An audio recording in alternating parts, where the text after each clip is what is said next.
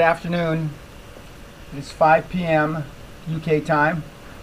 I'm broadcasting my second live webcast from Guthrie Castle in my office. As you can see, behind me is the CNN or CNBC, I'm not sure which.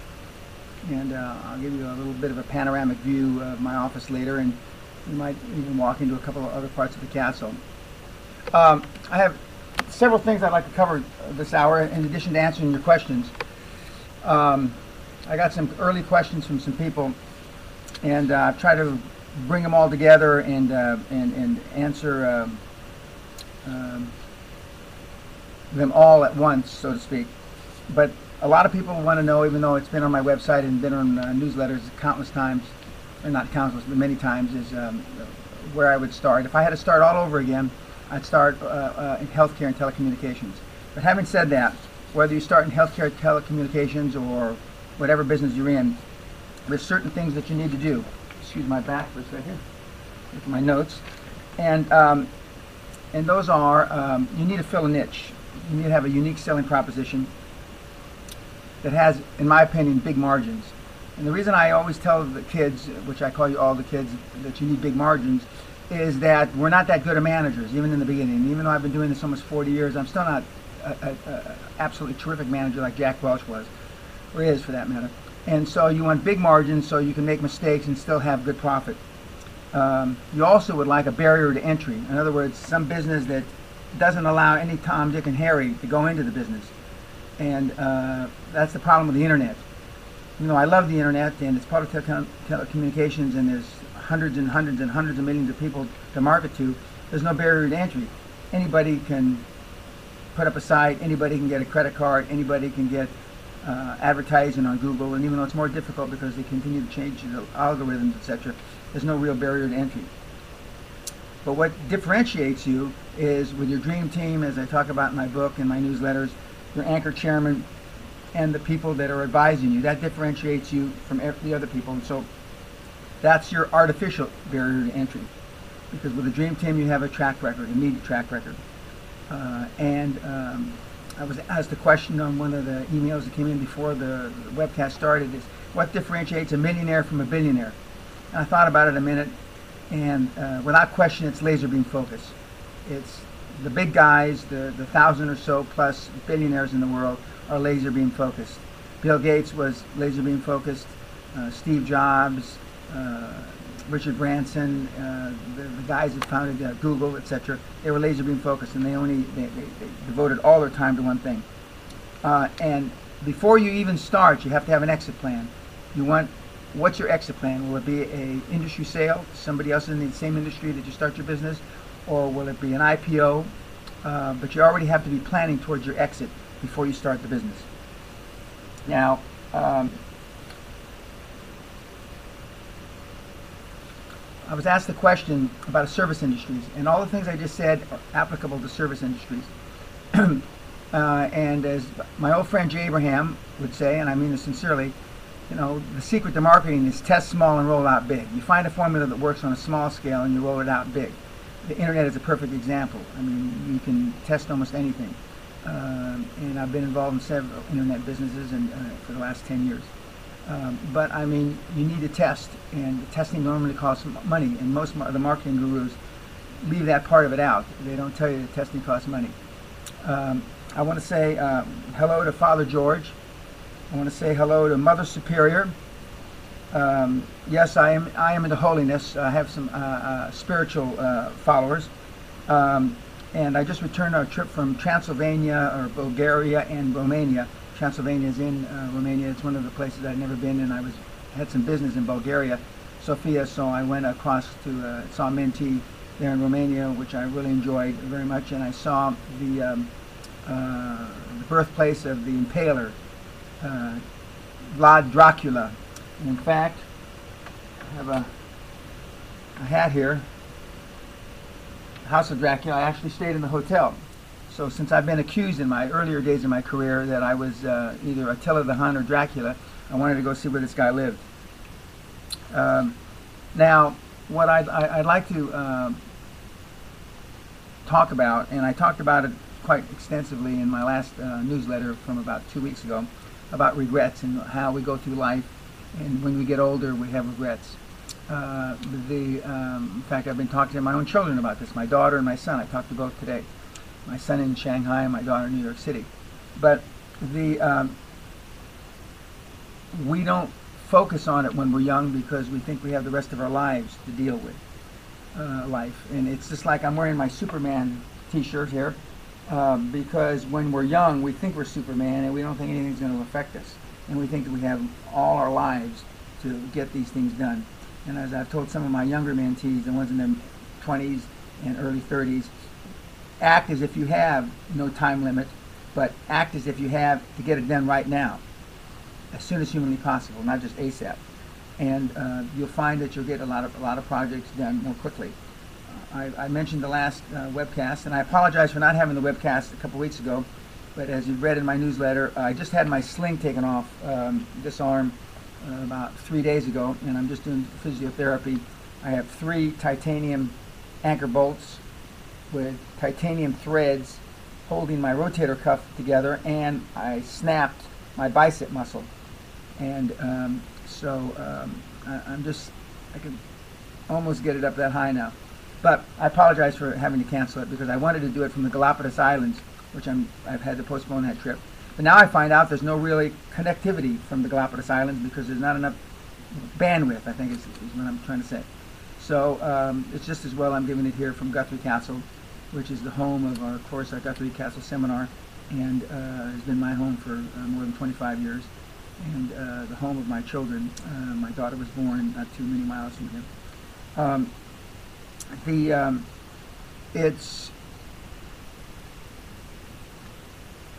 I'm looking at the questions here. Hello from California, hello from Austria, hello from Germany. Yes, I am on. Please log in to Upstream to ask questions. Somebody's telling somebody else. In my recent trip, it was interesting to note that most people that are thinking about starting a business, they have a business idea. The points that I just brought up about 4 or 5 minutes ago, vis-a-vis what's the barrier to entry, how big are the profit margins. I want to give an example.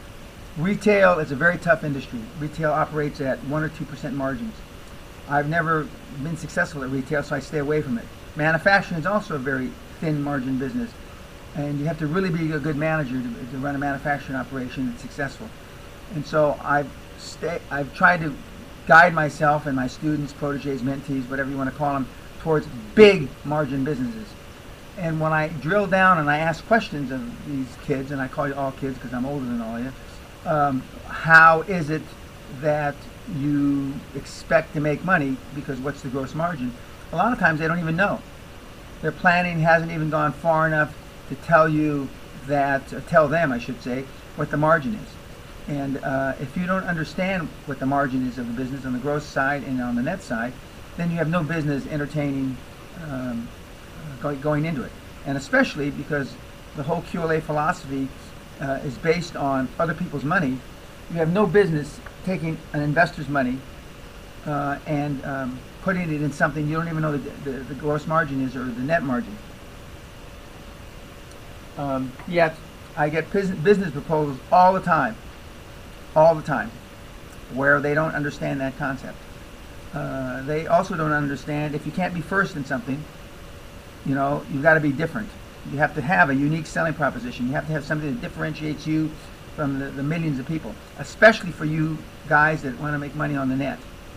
You've got to be different. I mean, I was with an internet guru a couple days in Romania, and he understood that the business changes not monthly, but weekly, and in some cases hourly, because somebody can replicate or duplicate what you're doing on the internet in 20 minutes, an hour, just by copying and pasting. So you have to have a unique selling proposition. You have to be so much different. When I first became a business coach in 1993, my unique selling proposition, and I said it at a J. Abraham seminar in February 1993, and friends of mine like Bruce Whipple and Burl Crump were there. I am the only, at that time, the only business coach that didn't make his money by putting asses on seminar seats. in writing books and selling product. I had made my money in the real world, and I had created $400 and almost $50 million in the real world in a little less than 8 years, and that differentiated me greatly. It still differentiates me, although guys like Mr. Trump now have The Apprentice and stuff like that. But I mean, for people that are really coaching, themselves coaching, not just selling their brand, I'm still the only guy that I know of that has created that kind of wealth from scratch. $800 in a lease fax machine. My guarantee used to be, if you can find somebody that has earned or created more wealth from scratch than I have, I will retire immediately. I will buy first class tickets for the group that shows me this person, and we will go to his seminar or her seminar or their seminar at my expense, first class. Well, needless to say, nobody's ever found that person, or I would have done what I said I was going to do. Another question that was asked about raising capital. I get a lot of questions about how is it different now in 2010 vis-a-vis the market and what has happened to the financial markets that have dried up or tightened up. Even though the government has told you to lend money, they're still not lending money. And I still believe this, and although I don't give raising capital seminars anymore, I have a section in it in the Castle seminar, is that I used to have another guarantee.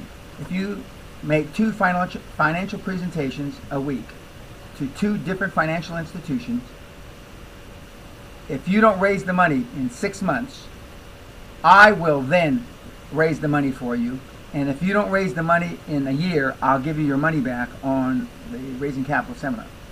Again, from 1995, when I first gave the first financial Raising Capital seminar, to about 2002 or 3, no, 4 or 5, when I stopped giving the Raising Capital seminars, I had not one person that fulfilled that guarantee by either not raising the money or me having to go raise the money, because if you make 2 financial presentations for 26 weeks and 52 presentations, even though the first few presentations aren't going to be very good, you'll raise the money.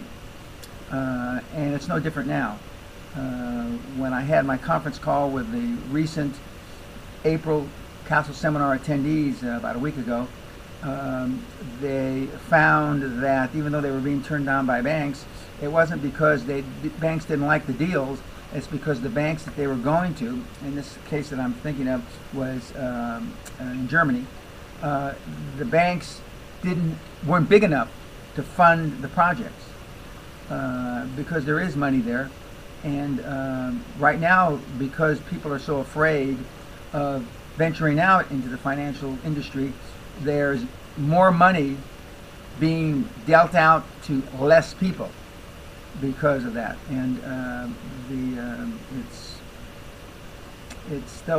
the greasy wheel gets the oil, and it's no different now than it has been. I see my youngest son, my MBA anointed son, just signed on. I think it's cute. His name, his handle or whatever it's called, is Living Large, because that's what he wants to do in the financial world, live large. So hello, Derek. So the financial institutions are still there, and the people that are cold calling on financial institutions have shrunk. And I'm just picking a number item. I'm not saying this number is accurate at all, but let's say 100,000 people in the United States or in the EU were cold calling 3 years ago. Well, now 2,000 are cold calling because they've been so beaten up in their own business. They've been so beaten up vis-a-vis what they hear on the news. They've been so beaten up by listening to their friends, family, cousins, whatever, that they don't do it. And I guarantee, the one guarantee I do make in life is if you don't make the call, you won't get the money. Bruce Whipple, a mentee of mine for a long, long time, good friend, he says you don't know unless you ask. And those are prolific words. Sounds pretty simple for an engineer, but it's true. If you don't ask, you won't get.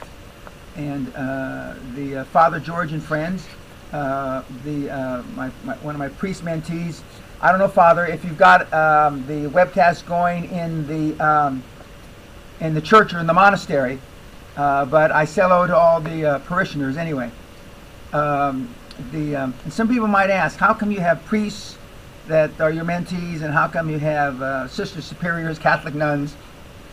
And it's because QLA works very well in business. It works very well in money, and it's what the basis of what high performance people do. But it also works very well in other aspects of your life. It works, in your home life, although I didn't use it that way. In fact, when I talked about regrets, I have two regrets. Biggest regrets, I wish that I treated my mother not more nicely, because she was a great mom. She gave me my self-esteem, and I wish I had spent more time with my kids when they were little.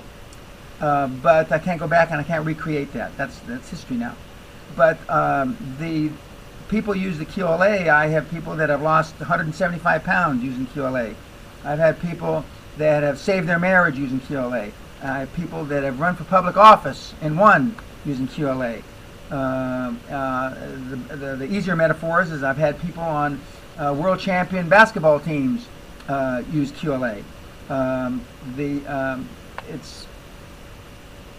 It's understandable that in business that I have pushed so hard for 15, 16 of the last 17 years that I've coached is money orientated, but it also works in other aspects of your lives. And as you said and saw in my newsletter, in the last couple of years, I've used it to do good with orphanages, and I know priests, and I know nuns, and when I knew them before, when they were, beating me, slapping my hand with a ruler when I was going to school, but now I know them both in a humanitarian way and a professional way. So it works for everything, and because self-esteem is the most important thing. That's at the top of my list here. You can't see it. Self-esteem is the most important thing for success in all aspects of life. We normally have built our self-esteem in the first 6 to 8 years of life.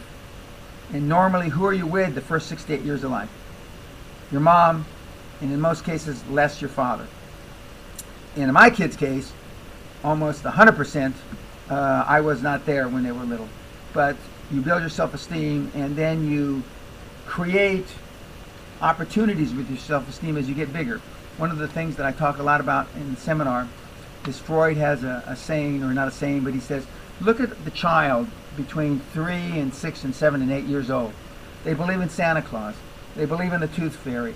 They believe in all these things that adults don't believe in. They're happy. They speak up when they're not supposed to. They do things off the cuff. And what happens to them as they go from 3 to 6 to 8 and then into adolescence and then into adulthood? They change. They get beaten up by life. They get beaten up by the world. The more they get beaten up, then they become a turtle with their head tucked in, and the turtle can't move forward with its head tucked in. And then pretty soon, they never go up to swing at the plate. And they become an individual, an adult, that's leading a quiet life of desperation. I've said, I think in the last webcast and in my newsletter, recent newsletters, people only make change for two reasons, one or two reasons. Inspiration or desperation. And most people are not inspired. Most people are changed because they're desperate. And if I've learned anything over the last 17 years of coaching, is that the unique selling proposition that I have is to show the individuals a way to get beyond that desperation. Because once you get your head, once you're happy with yourself, you can be happy with others, and you can be focused, and you can be laserly focused. Let's see, what's up? Okay, a long time no talk. Current situation with banks. Okay, give a current situation with banks. I started to, but I'll finish that. The banks have more money today to lend than they did post financial collapse 2008, 2009. The problem is they're not putting it out. They're not putting it out because sooner or later they're going to have to mark to the market their assets. Many of them are already marked to the market their assets. and they're afraid that their balance sheets are going to be impaired greatly, and a lot of them already have had their balance sheets impaired. A thing that's influencing the both more so in the U.S. market than the U.K. market is the housing market in the United States has collapsed and is continuing to show bad numbers. And many portfolios have had to mark to the market for that. But now what they're concerned about, and what I've said for the last couple of years, is that the potential for the commercial real estate market to collapse is even greater than the individual housing market. If and when the commercial real estate market collapses, the big, huge loans that are being carried on the books of all the financial institutions are going to have to be written down. And we're going to have a whole other phase of banks that go out of business. And so what the banks are doing is they're trying to keep their cash ready so they don't have to be put in a position as banks were a year and a half ago, where they took government money and then they were forced to run their banks under the dictating principles of the U.S. government. Pretty soon, or it's now I think it's official, 65 or 68% of all healthcare is government run because of the new proposals that were accepted by Congress. It never ceases to amaze me, now that I'm 65 and I celebrated my 65th birthday recently, as I said in the newsletter. Most of the American public are against the new healthcare reform, yet it was passed. Now, the chances are we're going to have a huge referendum disapproval in the next elections in the United States come in the next month or two, as we did in the early 90s. And ostensibly the Democrats are going to get thrown out, or the ones that voted for that, and the Republicans, or whoever didn't vote for it, are going to be voted in. And I hope and pray that there is some change, but my intuition tells me that the chances for big change aren't very likely. They're not very likely, because once you get into office, you do what it takes to keep you there. Maybe we've got a new generation of politicians, but I don't think so. Oh, Father George says he needs to invite me to his webcam. I'm not sure what that means. Some more guys from Germany. Let's see if I can answer another question. One of the things, I have 3 books on my desk that I started that are on my to-do list to read. One is a recommendation by Andrew Reed, a mentee, who just competed in the World Championship, I want to say dragon racing, the big canoes in Macau. So he's a world-class athlete. And this book is called, by Norman Doidge, D-O-I-D-G-E, The Brain That Changes Itself. And I just started reading, and it's very good. Another book that I just started reading that I'd never read, and I'm surprised, which is not very business orientated. It's called Chariots of the Gods, about how we all got here, and the conspiracy theory that says that aliens were here first. This book by Dr. Brian Weiss, Many Lives, Many Masters, who says that all of us were somebody else at one time, and we're going to be somebody else when we pass away. And those are the 3 books that are on my to-do list to read in the next few weeks. In addition to, I continue to reread my own book. We are coming out, as I announced 2 or 3 months ago, with new product for the end of the year, around Christmas, hopefully, if not after the first of the year. I'm asked, what are the super characteristics of a super entrepreneur? What are the characteristics of a super entrepreneur? And is this a Superman t-shirt? And the answer is yes, this is a Superman t-shirt. He came in late. I believe I mentioned in newsletters in the last few months that the difference between, and earlier on in this broadcast, the difference between millionaires and billionaires is focus. The billionaire guys stay focused, and they're just laser beam focused. And as I said, much to the chagrin of my wife and my kids when I was young, I mean, for 10 years straight, I was focused. I didn't think about anything else other than building up the company that I founded.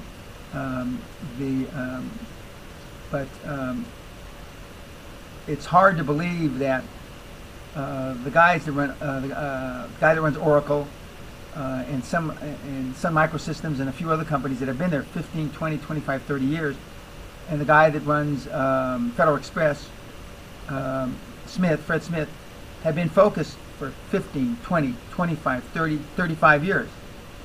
Now, I get emails all the time from guys and gals that have trouble staying focused for a week, a month, maybe a year, and they wonder why they're not more successful. I took a few days off recently when I went to Transylvania, and I told the young mentee that I was with, this is the first time that I can remember that I took a few days off, 3.5 to be exact, where there was nothing business orientated, nothing. My internet wasn't that good in Transylvania. I don't think the Impaler Dracula used a PC, and but that's after almost 40 years of working. Certainly when I was his age, or when I was the age of most of the kids and young men and women that are listening to me today, I didn't hardly take any time off. As I said in 1 or 2 newsletters ago, the guy a lawyer that I had a lot of admiration for, who had a reputation of never taking a day off from 1972 to 2001, I think it was. I went to have breakfast with him because I had heard about him, and I asked him to be on one of my boards, and he couldn't. He said he didn't have time. But he wanted to meet me because I hadn't had a day off since 1971.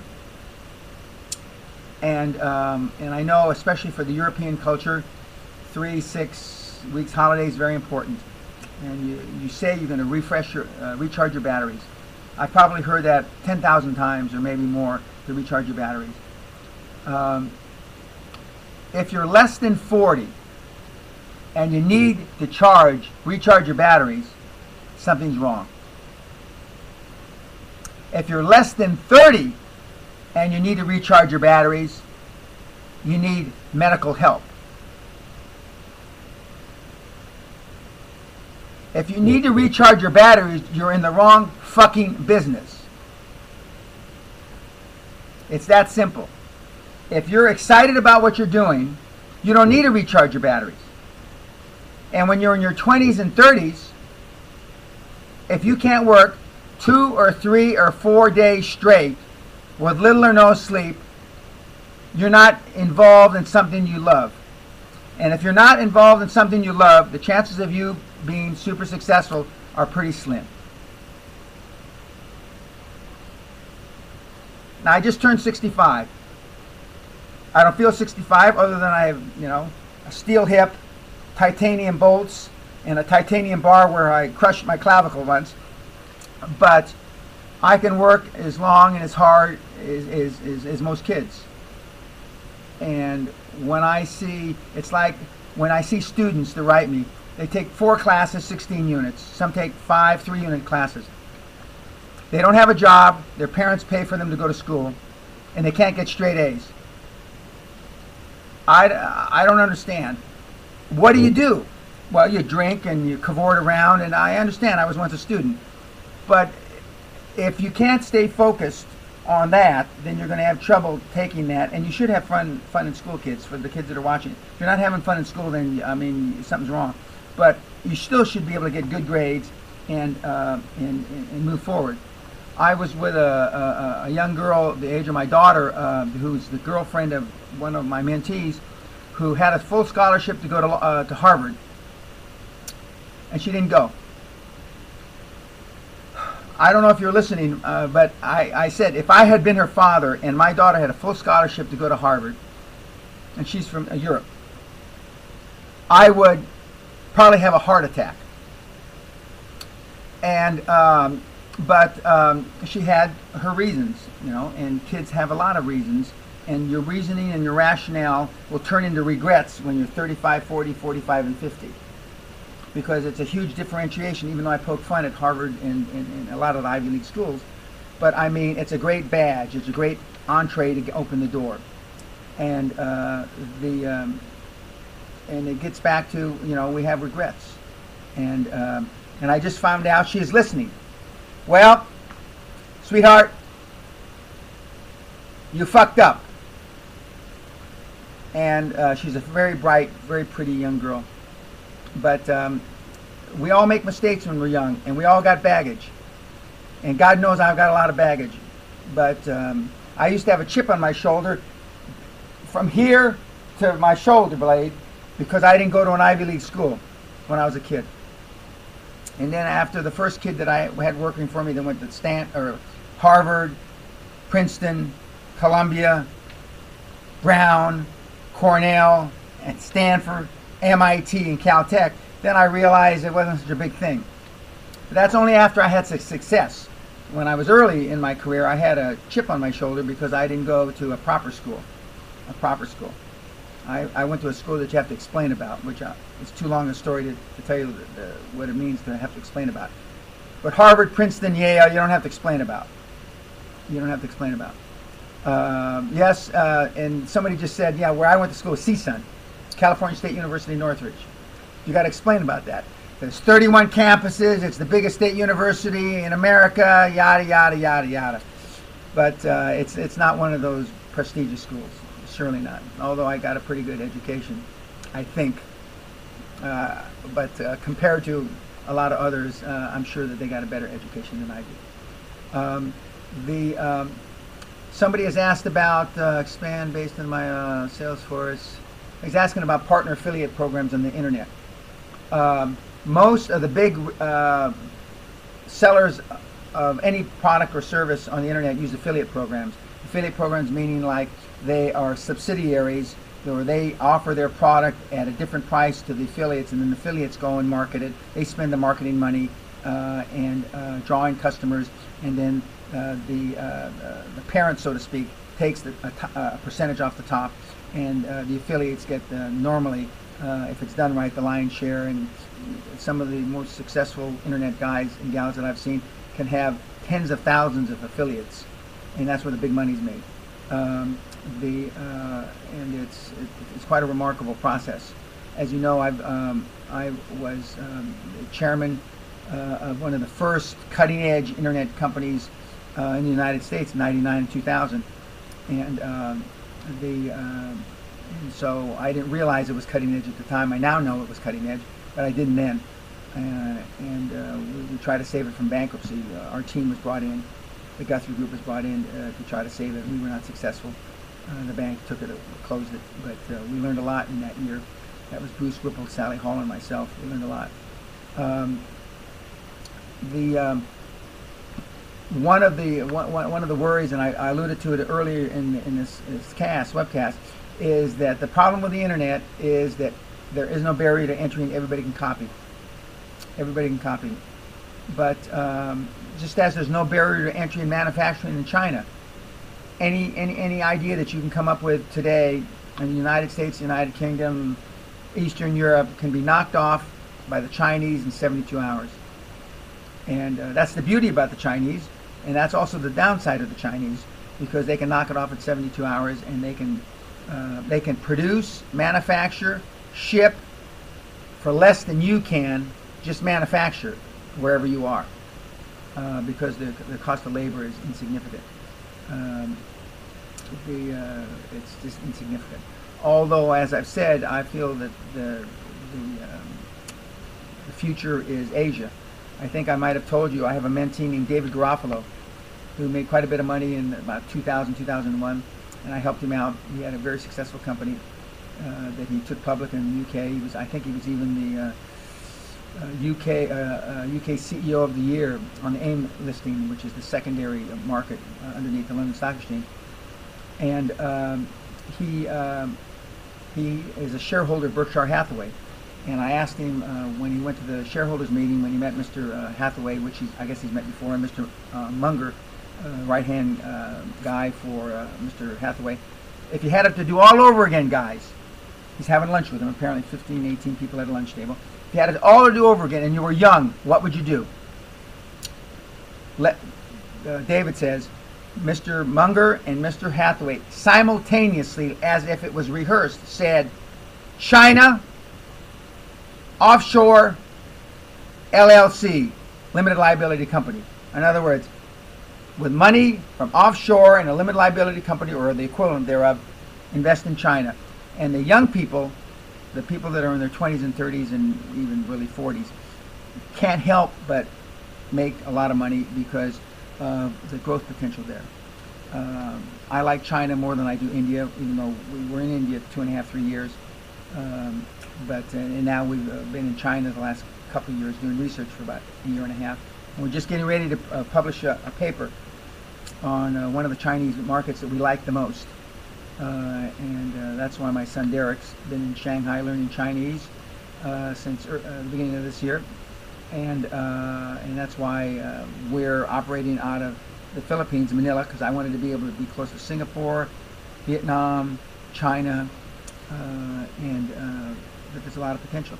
But you don't have to go to China to make a lot of money. You can stay right where you are. You got to look for a market that has a need, fill that need, be different. If you can't be first, have a unique selling proposition, stay focused with a dream team. You don't have to go someplace. But if you have the opportunity to go, and if you have the desire to go, then you should. I met a young kid that went to Duke a couple years ago in China. When he graduated from Duke with a degree in Chinese literature, you can't do much with a degree in Chinese literature except teach Chinese.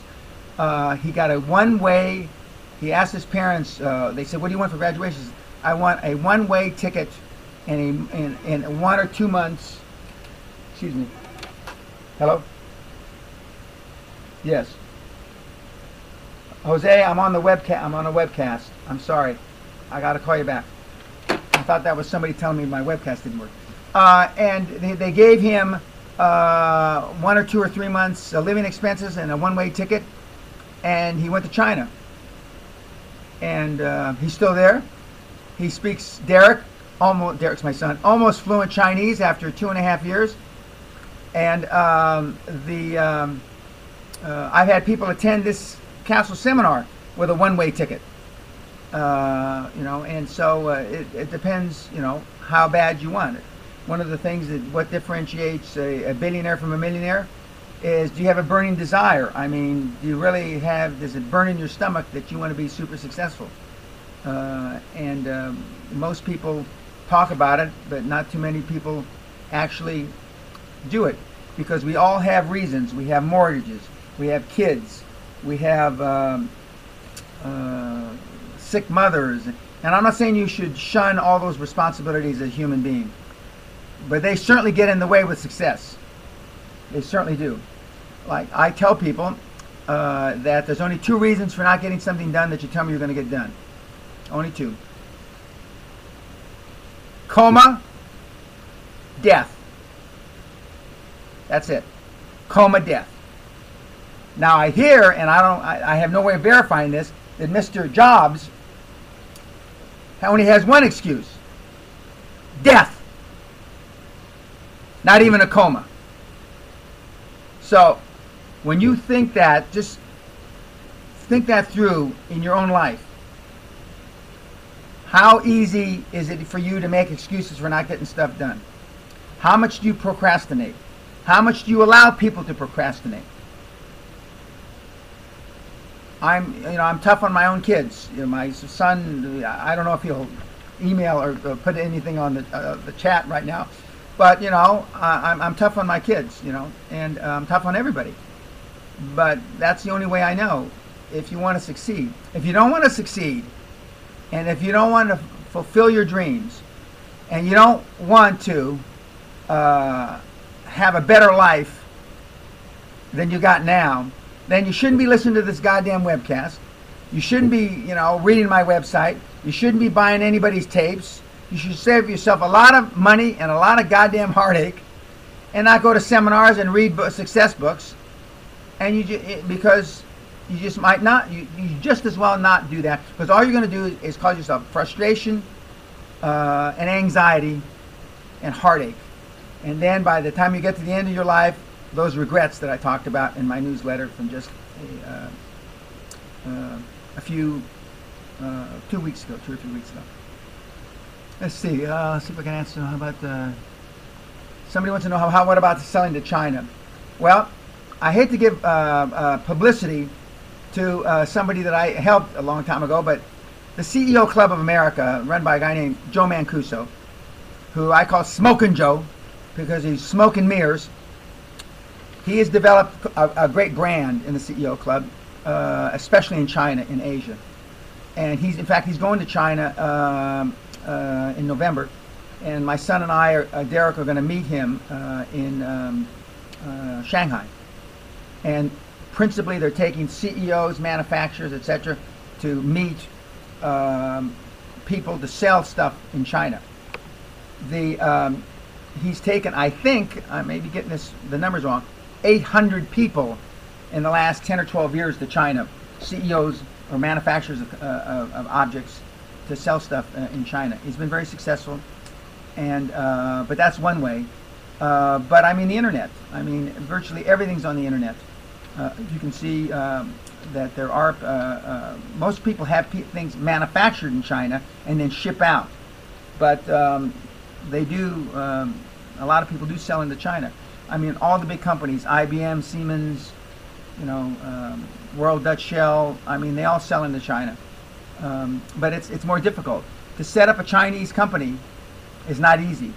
The barrier to entry for China, which is very smart actually, and they manage their country through this financial crisis better than virtually anybody, is they make it extremely tough to get into China, and they make it fairly tough to get money out of China.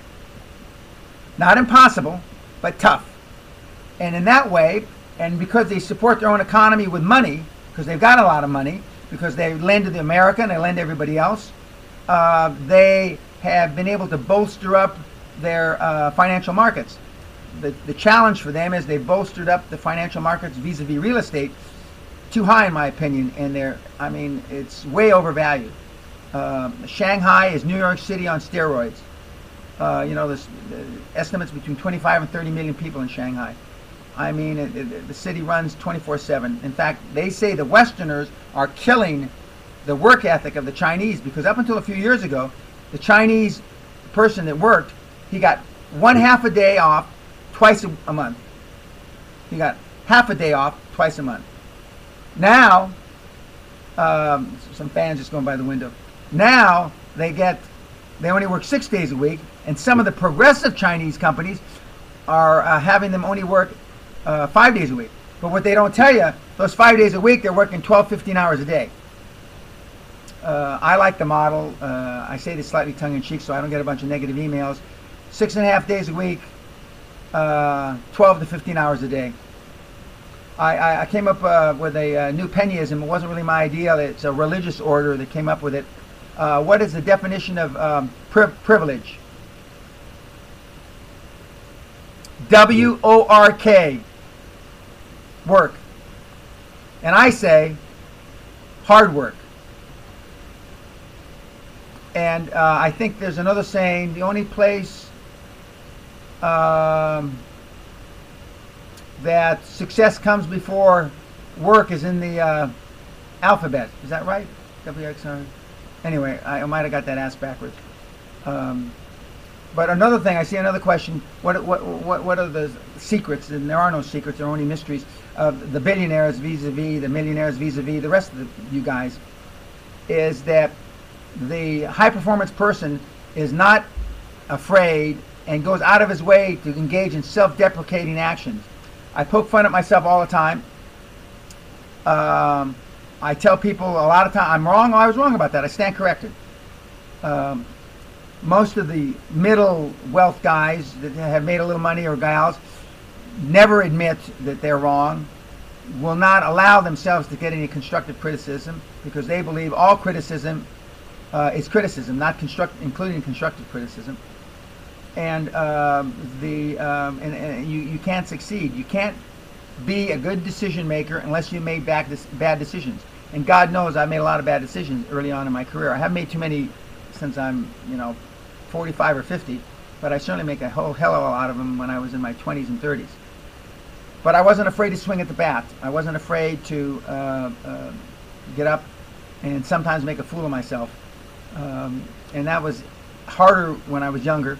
But now, when I gave a speech in Changsha, China last year, and it was on Chinese television, it's on my website, I normally make 2 or 3 jokes the first 5 to 7 minutes of a speech. And I made a joke, and I'm looking at 120 CEOs sitting. They all look alike to me, and I don't mean that as a racist comment. They just all look alike, and nobody laughs. And whenever I take a glass of water and I'm thinking like this, Jesus, what? Okay, so then I go with another joke. Nothing. And I had a slide behind me, the best investments that I've ever managed. And they're pretty impressive numbers. But the numbers were so huge when you multiply them times the RMB, the Chinese currency. They were 400 gazillion, jajillion. They couldn't relate to them. So then I switched to the worst investments I ever made, which I didn't have a slide for those. But and then I said and they weren't laughing, still not laughing. So I turned to my interpreter, and I'm saying a sentence, and then he'd say, and then I'd say a sentence, and he'd say, and then I turned to this guy named Mike Hugh. Do they understand the concept of divorce? And divorce is a very, very tender spot in my heart because I am divorced, and didn't want to be divorced, but that's a whole other story. And I said, do they understand divorce? And the guy says yes. So then I said, okay, well, since you don't seem to understand good investments and the bad investments I have here now, and then I said, is divorce legal in China? And they said yes. And I said, for those of you that have been divorced, you realize what a bad investment really is. Everybody laughed. Everybody laughed. And then I went on with my talk, and they seemed to catch. I gained traction finally. And then when we interviewed people the next two and a half days, we made a lot of headway. But China's barrier to entry is not many people are over there speaking. And I was one of them, and they seemed to like me because that day, that next morning that I came back again, unlike America, how long would it take them to put together a DVD of a bunch of speakers and the frame and the picture and all that stuff? 9 o'clock in the morning at breakfast, they handed me a DVD, and it was the DVD for the conference, and they picked me as the cover of the DVD because they said I looked more presidential than the other speakers. Whether that was true or not, it was nice. And they apologized because it was an hour late, because they had promised me it would be there by 8 in the morning, and it didn't get to me till 9 in the morning. So that means there were Chinese working all night to get it together because it had to be edited, it had to be translated, and it had to be put together. And that's the difference. That project in America would take 2 weeks to 2 months. In China, they got it done in about 11 hours. And that's why the competition is so fierce. It's so fierce there. And that's why the opportunities are so fierce.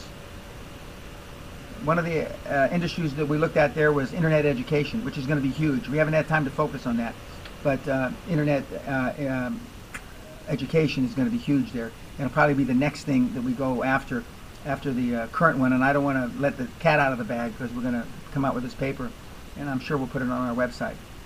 But to the best of my knowledge, it's the first in-depth study that has been done of this certain industry in China that we've done, and we worked on it about all together from the beginning to the end about 18 months, and it's going to be published in the next few weeks. And so that will be our opening entree to Chinese businesses, UK, US financial institutions, because a lot of people want to invest there. But we also looked, I've looked at South America, and in 2 weeks we're going to South America. I'm going to Buenos Aires, Rio. I'm also going to look at the Incas and the Galapagos Islands while I'm there, but at some opportunities in South America because Brazil is just booming. It's like on steroids as well. So there's a lot of opportunities, but you don't have to go there. I talked about in my last newsletter a young guy that I've known about 5-6 years, who when I met him, he was driving a limo.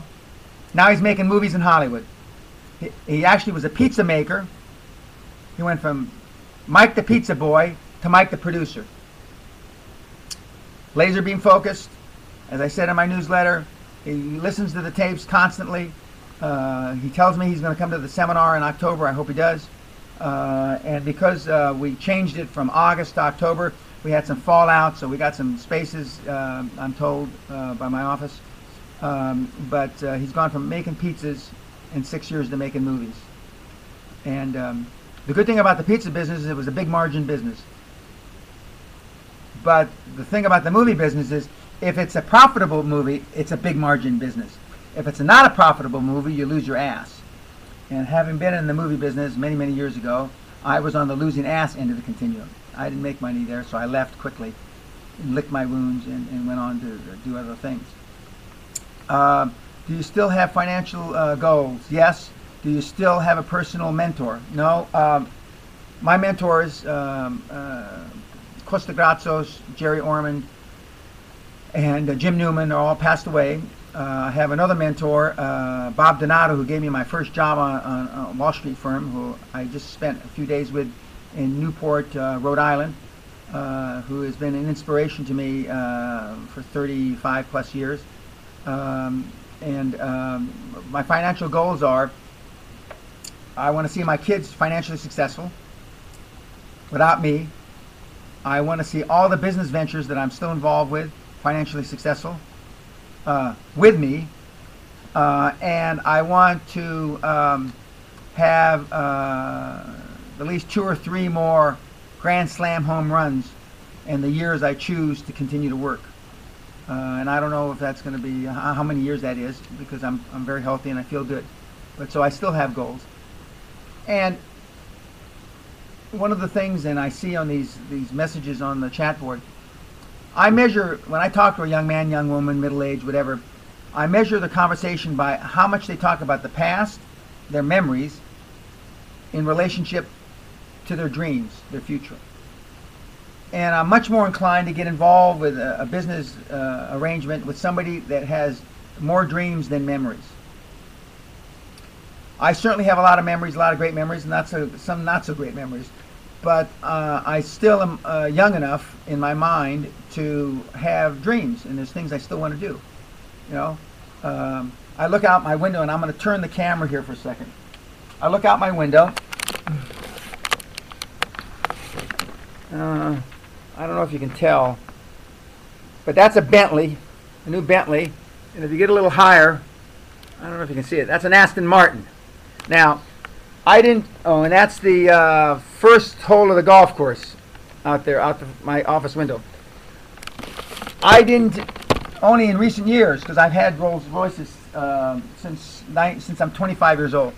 But I decided that I needed to have some other things I wanted to get. And so I said, you know, when I do this, I'll buy a new Bentley, and when I do this, I'll buy an Aston Martin. As it turned out, a business partner bought me the Bentley, and so I didn't have to buy the Bentley. But I still have goals. I mean, there's things you know, that I want to do, and I'm still looking at transactions. I look at a lot of deals, and I'm still looking for, you know, not the next me, because I don't expect anybody to be like me, but the next super high performance person. And I've been blessed, as I put in the newsletter a couple weeks ago. I've coached global 20 CEOs where we came up with a goal, and in 8 years he became CEO of the 20th largest company in the world with 500,000 employees. And I've had, you know, movie stars, and I've had world-class athletes, and I've had a whole bunch of really successful things, and that far outweigh the not so successful things. But I've also had people that worked so hard that they had nervous breakdowns and they collapsed, you know. And because we have 2 bank accounts in life, kids, like I've told you. You got a financial bank account and you got an emotional bank account. And the emotional bank account is the most important. And connected to the emotional bank account is your self-esteem, your self-worth. And though the emotional bank account is what gets you through the tough times.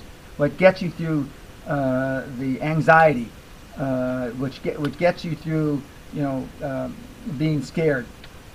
I have mentees, the Verdiers, who I talk about all the time, George and Deanne. They came up with an idea, concept of a barf bag, a QLA barf bag, because most of you that are typing in this chat thing and most of you that are listening to me have never been involved in a transaction or a deal so far outside your comfort zone that it made you sick to your stomach,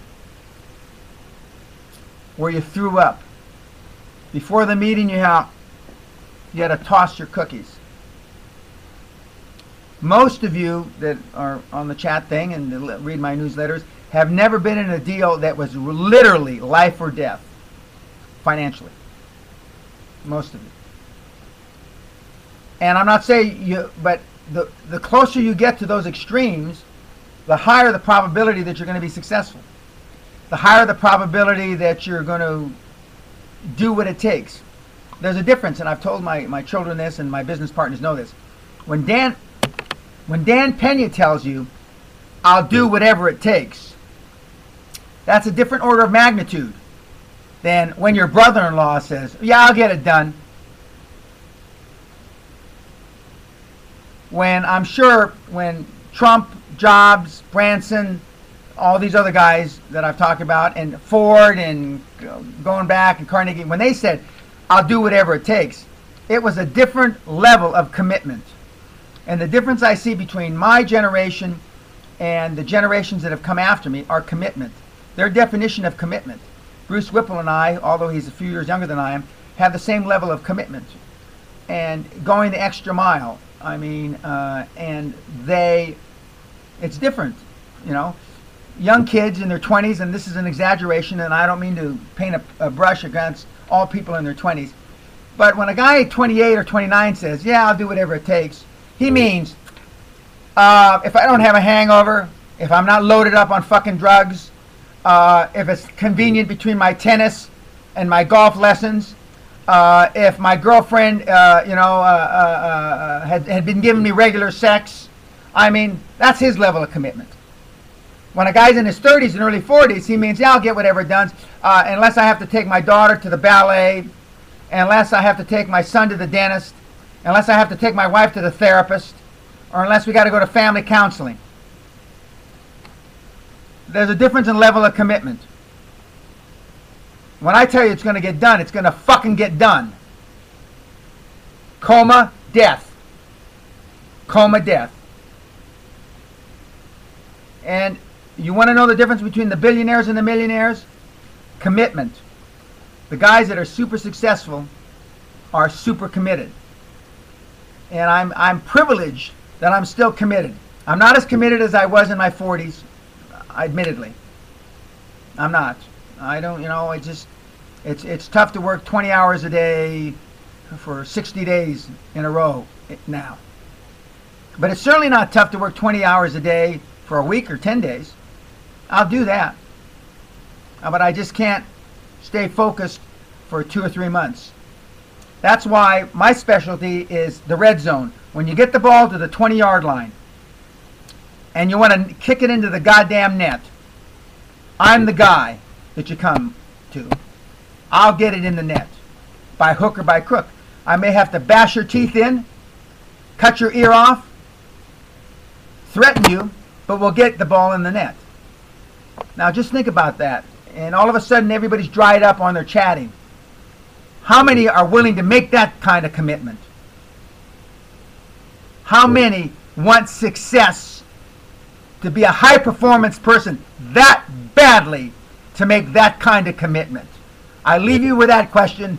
God bless. We'll see you in a few weeks.